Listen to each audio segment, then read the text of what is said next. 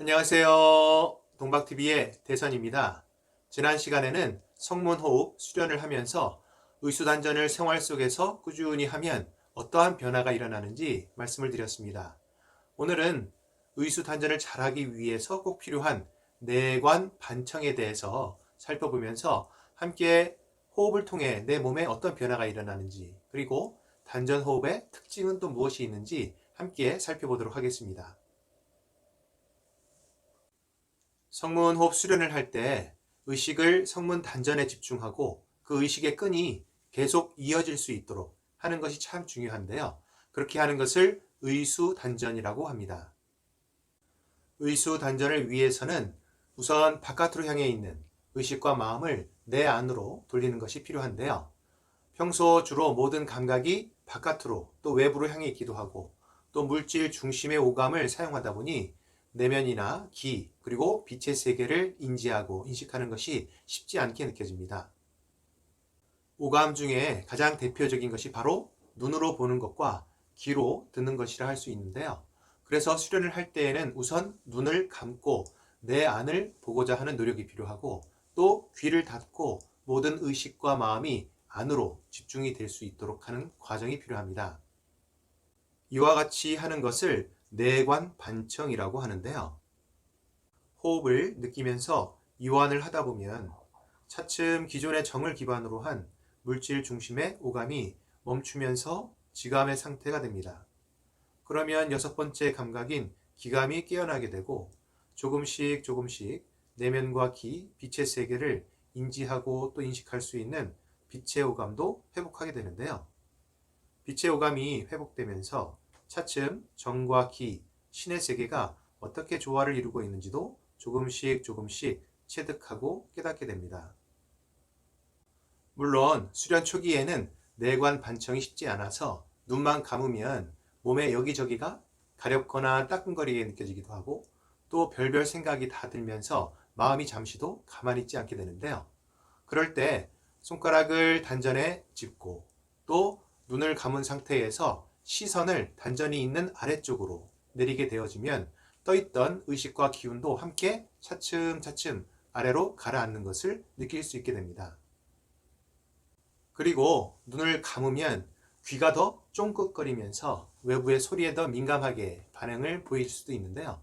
그런 경우에는 내 안에 소리를 듣는다라는 마음을 먹으면 조금 더 내면에 집중하는 힘도 생기고 또 시간이 갈수록 그 힘이 커지는 것을 느낄 수 있었습니다.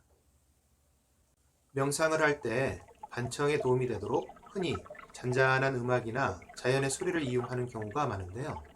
성문호흡에서는 직접 자연의 물소리를 녹음하여서 수련 중 활용을 하고 있습니다. 내관 반청을 하면서 내 안을 보고 또 내면의 소리에 귀를 기울이다 보면 몸의 다양한 변화를 느끼는 것은 물론 많은 생각과 감정도 만나게 되는데요. 그런 과정을 통해서 내 자신에 대해서 깊은 이해와 또 공감이 일어나는 것도 느낄 수 있었습니다. 수련이나 명상을 하면서 내 안에 집중을 한다라고 하는 것이 처음엔 누구나 쉽지 않게 느껴지는데요. 그래서 과정을 밟자면 첫 번째는 우선 내 안과 밖의 경계이자 접점이 되는 몸을 느끼는 것, 두 번째는 호흡을 느끼는 것, 그리고 내면 안에서 단전의 기감을 느끼는 순으로 트레이닝을 하면 도움이 많이 됩니다. 구체적인 방법과 요령에 대해서는 다음에 함께 할 수 있는 시간을 마련해 보도록 하겠습니다. 오늘은 우선 호흡을 통해서 내 몸에 어떠한 변화가 일어나는지, 그리고 단전 호흡에는 어떠한 특징이 있는지를 간단하게 짚어보도록 하겠습니다. 예전 성문호흡을 처음 시작할 때 아랫배를 부풀리면서 호흡을 하려다 보니 자꾸 몸에 힘이 들어가기도 하고 또 배가 딱딱하게 굳는 것처럼 느껴지기도 하여서 자연 호흡 생리에 대해서도 관심을 가지게 되었었는데요. 그 과정에서 아랫배에 힘을 주어서 내미는 것이 아니라는 것을 알게 되었고 자연스러운 호흡을 찾는 데에도 큰 도움이 되었던 기억이 납니다. 호흡에 있어 횡격막이 중요한 역할을 한다는 것은 많이들 알고 계신 것 같습니다.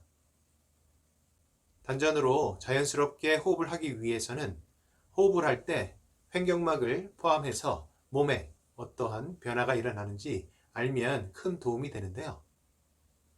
체내 혈액 중에 이산화탄소의 농도에 따라서 호흡의 횟수와 깊이가 달라지게 됩니다. 호흡신경은 자율신경으로 뇌 아래에 있는 숨골, 즉 연수에서 담당하며 조절을 하는데요.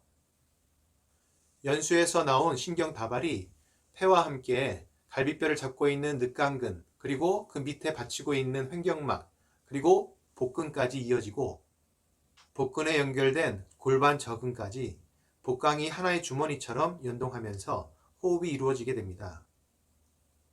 호흡을 들이쉴 때는 갈비뼈가 벌어지고 횡격막은 아래로 내려가면서 폐가 있는 공간, 즉 흉곽이 넓어지게 됩니다. 그로 인해 몸 안팎에 기압차가 생기고 외부의 공기가 기도를 통해서 내부로 빨려 들어오면서 산소가 체내에 공급되게 되는데요. 이때 아래에 있는 복근과 골반 저근도 함께 움직이면서 호흡이 크고 깊게 이루어질 수 있도록 역할을 하게 됩니다. 재미있는 점은 호흡을 들이쉴 때 가슴과 횡격막의 근육은 수축을 하지만 복근과 골반 저근은 반대로 이완을 하게 된다는 것인데요. 이때 흉곽처럼 복강도 함께 확장이 된다는 것도 알게 되었습니다. 이는 호흡을 들이쉴 때 아랫배에 힘을 주어서 내미는 것이 아니라 이완된 상태가 되면 절로 아랫배가 부풀어진다라고 하는 것을 의미하는데요. 그래서 이후로는 아랫배에 힘을 빼게 되고 최대한 이완이 잘 될 수 있도록 해서 자연스럽게 아랫배가 부풀어질 수 있도록 하는 쪽으로 관점을 바꾸게 되었습니다. 단전 호흡은 아기 때처럼 척추와 골반 그리고 배까지 충분히 풀려 있고 또 열려 있는 상태에서 자연스럽게 아랫배를 중심으로 이루어지는 호흡을 의미합니다. 해서 앞서 말씀드린 것처럼 호흡에 있어 바른 자세와 복부의 이완이 참 중요한데요. 아기처럼 아랫배를 자연스럽게 움직이려면 말씀드린 이완과 함께 관련 근육의 힘, 특히 배심을 기르는 것이 필요합니다. 배심은 다리심이 있을 때 쉽게 길러지게 되는데요. 그래서 단전 호흡은 하체 단련이 기본이 된다라고 이야기할 수 있습니다. 그리고 골반과 골반 저근은 상체와 하체 사이에서 호흡 근육과 연동하면서 몸에 있어 주춧돌 역할도 하고 다리심이 배심으로 잘 이어지도록 중간 역할도 하기 때문에 탐구심을 가지고 꾸준히 단련하면 건강은 물론 수련에도 큰 도움이 되는 것 같습니다.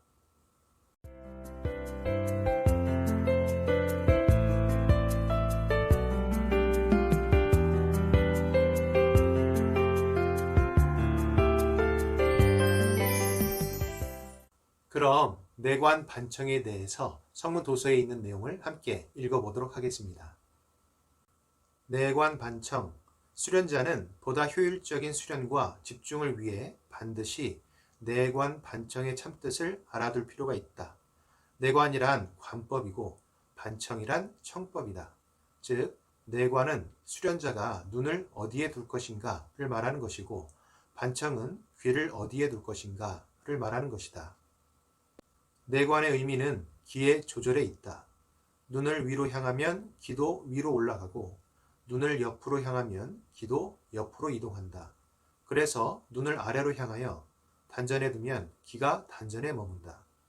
반청의 의미는 정신 집중에 있다.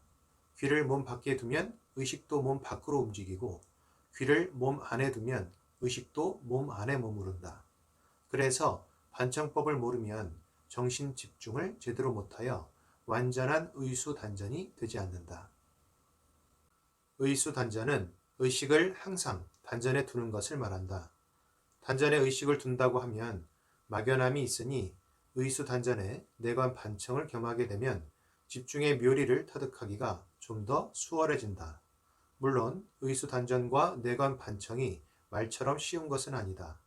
이것은 의식과 무의식을 모두 조절하는 원천적인 힘이므로 오랜 호흡 수련을 통해서만 터득할 수 있다. 공감이 되세요? 이해를 위해 한두 번 더 천천히 읽어보시면 더 도움이 되실 것 같습니다. 의수단전과 내관 반청을 체득하여서 집중의 묘리를 깨닫는 데까지는 상당히 많은 시간의 노력과 정성이 필요할 수 있습니다. 하지만 일상 속에서 얼마나 자주 시도하느냐에 따라서 그 기간이 크게 단축이 되기도 하는데요. 내 단전은 어떻게 느껴질까 궁금해하면서 손가락을 단전에 짚으면 그 순간 단전과 여의주는 깨어나기 시작을 하고 관성에 의해서 무심코 흘러가던 내 마음과 의식도 멈추어서 새롭게 상승하고 또 확장하고 발전을 하게 됩니다. 자, 그럼 댓글과 함께 구독, 좋아요, 알람까지 부탁드리겠습니다. 감사합니다.